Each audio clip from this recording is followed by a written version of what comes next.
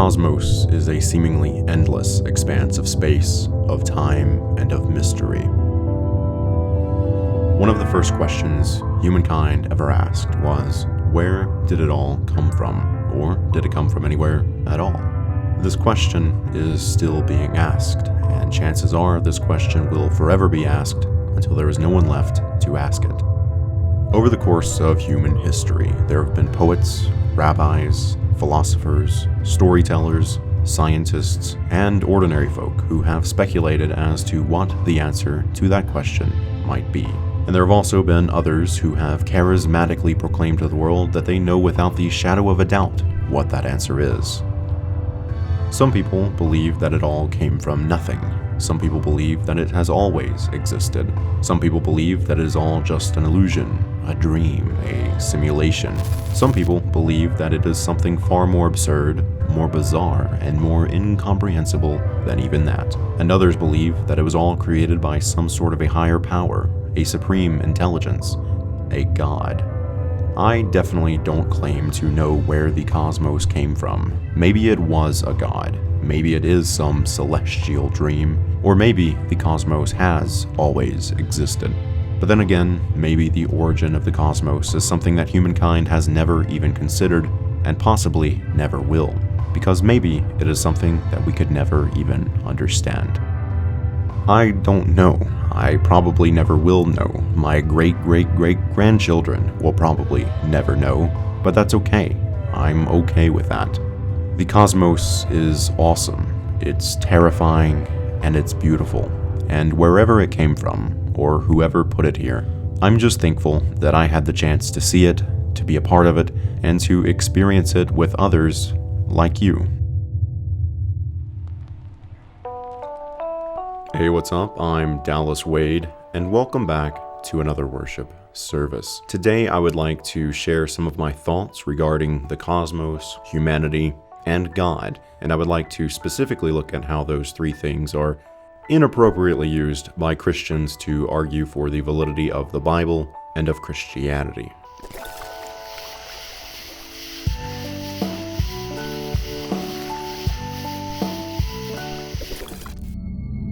It doesn't surprise me at all that when most people throughout history have looked up at the stars, looked around at nature, or contemplated their own consciousness, they have concluded that some sort of a higher power must be responsible for it.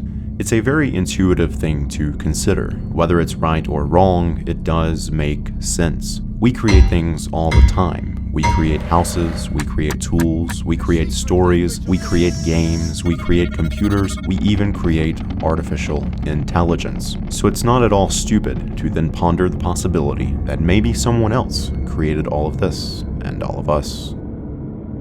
I don't know for certain whether that did or did not happen, but I don't blame anyone, I don't discredit anyone for believing that that is what happened. What I do blame people for, what I do discredit people for, is looking up at the stars in the sky, looking around at nature, or contemplating their own consciousness, and then concluding that those things are proof of their specific religion, or their specific holy book, or their specific God. That is something that gave me a lot of frustration back when I was a Christian. When I was about 17 years old, I decided that as a Christian, I needed to do more than just read the Bible and sit in a comfy pew on Sunday mornings.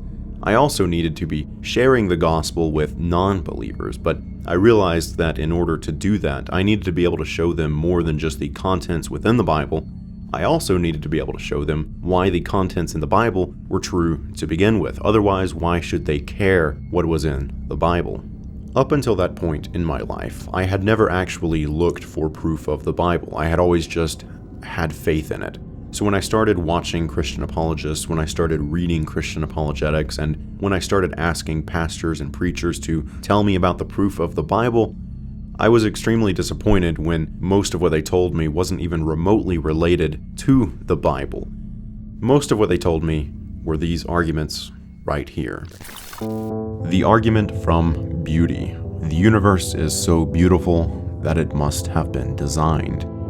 The argument from complexity. The universe is so complex that it must have been designed. The watchmaker argument. Watches are complex things, and they were designed. The universe is also a complex thing, so it too must have been designed. The kalam cosmological argument. Everything that begins to exist had a cause. The universe began to exist, therefore the universe had a cause, and that cause must have been God. The moral argument. We know the difference between good and evil, so someone must have designed us that way. When I first heard these arguments, as a Christian, I found them to be extremely compelling and extremely satisfying arguments for the existence of a creator or a designer of the universe. These arguments are very intuitive. You look at the sunrise, you look at DNA, you look at fish, you look at birds, and it all seems so complex and so beautiful. It seems to make sense that someone must have designed it that way. It doesn't seem reasonable to think that this is all just the result of random chance, right? That is at least the conclusion that these arguments are trying to reach. They are trying to argue that the cosmos is the result of divinity rather than randomness. And these arguments, some of them more than others, do a fairly commendable job of at least trying to logically argue that point. But the Christians that I spoke with and the apologists that I listened to seemed convinced that these arguments were not just arguments for a greater power or a God, but that these arguments were also specifically arguments for the Bible and Christianity. But they are not. The only conclusion that these arguments reach is that the universe was designed or set in motion by a greater power. No matter how you twist or manipulate these arguments, that is the only conclusion that they will ever reach.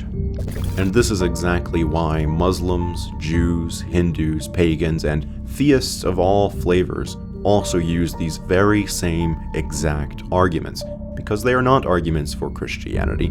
They are exclusively arguments for a God or a greater power. They are not arguments for who or what that greater power is, or what religion that greater power may or may not belong to, or even if this greater power belongs to any religion. And so even if these arguments were completely valid and did prove that the cosmos was created or set in motion by some sort of a greater power, they do not prove or even suggest that Christianity, or any other religion for that matter, are true. And that is exactly why, as a young Christian guy who just wanted to spread the gospel, I became so frustrated.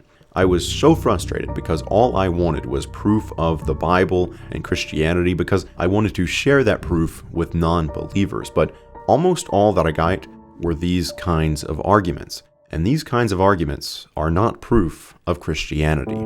Even if you could prove that there was a creator or a designer of the universe, that would not be proof of your religion or your holy book or your specific God. It would not be proof of Christianity, it would not be proof of Islam, it would not be proof of Zoroastrianism, it would not be proof of Hinduism, and it would not be proof of any of the other tens of thousands of religions and theologies that have existed over the course of human history. It is entirely possible that there is or was something out there that resembles what we would consider to be a God, a conscious entity that is responsible for either creating or maintaining or setting in motion the cosmos. But even if an entity like this exists or existed at some point, that does not inherently mean that this entity created a religion or listens to your prayers or cares what you and your partners do in the bedroom. If an entity like this exists, if a God exists, that does not inherently mean that this God intervenes in the lives of humans, cares about humans, or even knows that humans exist. Just because a God exists does not mean that they are omnipotent, it does not mean that they are omniscient, and it does not mean that they are omnibenevolent. Even if there is, or was, or one day will be proof that the cosmos was created by a God, we can't just assume that